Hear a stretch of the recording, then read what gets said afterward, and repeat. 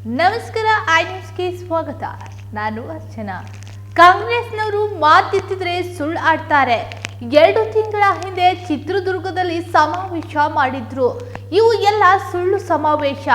ಈ ತರ ಸಮಾವೇಶ ಮಾಡಿ ಜನರಿಗೆ ಹಾದಿ ತಪ್ಪಿಸುವಂತಹ ಕೆಲಸ ಮಾಡ್ತಾ ಇದ್ದಾರೆ.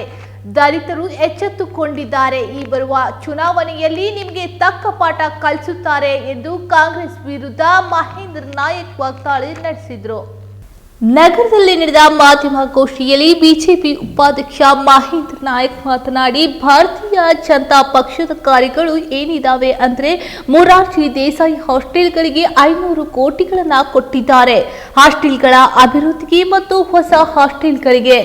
ಇವತ್ತಿನ ಸರ್ಕಾರ ಮೊರಾರ್ಜಿ ದೇಸಾಯಿ ಸ್ಕೂಲ್ಗೆ ಎಷ್ಟು ಹಣ ಕೊಟ್ಟಿದೆ? ನೀವು ಹೊಸ ಯೋಜನೆ ಮಾಡಿದ್ದು ನಮಗೆ ತಕರಾರಿಲ್ಲ.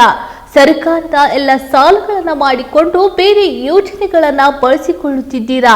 ಯೋಜನೆಗಳಿಗೆ ಹಣ ಸಾಲುತ್ತಿಲ್ಲ ಎಂದು ದಲಿತರ ಹಣ ಯಾಕೆ ದುರ್ಬಳಕೆ ಮಾಡಿಕೊಳ್ಳುತ್ತಿದ್ದೀರಾ ಎಂದು ನೇರವಾಗಿ ಸಿಎಂ ಸಿದ್ದರಾಮಯ್ಯ ಅವರಿಗೆ ಮಾಧ್ಯಮದ ಮೂಲಕ ಪ್ರಶ್ನಿಸಿದರು.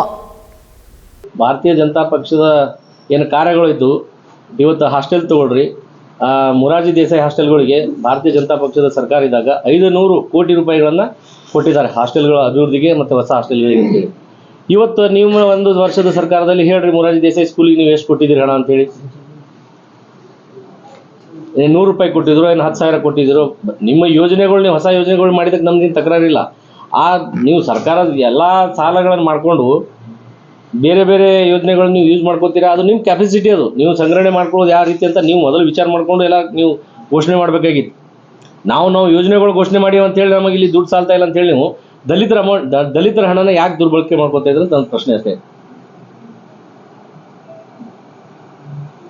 ಈಗ ಇಲ್ಲಿವರೆಗೆ ಈ 1 ವರ್ಷದಲ್ಲಿ ಒಂದು SC/ST ಹಾಸ್ಟೆಲ್ಗಳಿಗೆ ಸರಿಯಾಗಿ ಅನುದಾನ ಬರ್ತಾ ಇಲ್ಲ.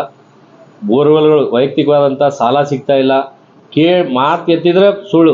ಮೊನ್ನೆ ಒಂದು 2 ತಿಂಗಳ ಹಿಂದೆ ಸಮಾವೇಶ ಮಾಡಿದರು ಏನಂತಲ್ಲ ಚಿತ್ರದುರ್ಗದಲ್ಲಿ. ಇವೆಲ್ಲ ಸುಳ್ಳು ಸಮಾವೇಶಗಳು ಮಾಡಿ ಸುಳ್ಳು ಜನರಿಗೆ ಹಾದಿ ತಪ್ಪಿಸುವಂಥ ಕೆಲಸ ಮಾಡಬಾರ್ದು. ದಲಿತರು ಎಚ್ಚೆತ್ತಾರ. ಈ ಮೊದಲಿನ ಥರ ಏನು ಹಿಂದೆ ಉಳಿದಿಲ್ಲ ದಲಿತರು. ಸಾಕಷ್ಟು ಜನ ಏನು ಶೈಕ್ಷಣಿಕವಾಗಿ ಮುಂದುವರೆದಾರ. ನೀವು ಮಾಡುವಂಥ ಕಾರ್ಯಗಳು ಪ್ರತಿನಿತ್ಯ ನೋಡ್ತಾ ಇದ್ದಾರೆ, ಆಲಿಸ್ತಾ ಇದ್ದಾರೆ. ಈ ಬರುವಂಥ ಚುನಾವಣೆ ಒಳಗೆ ನಿಮಗೆ ಸರಿಯಾದ ಪಾಠ ಕಲಿಸ್ತಾರಂತ ಹೇಳಕ್ಕೆ ಇಷ್ಟಪಡ್ತೀನಿ.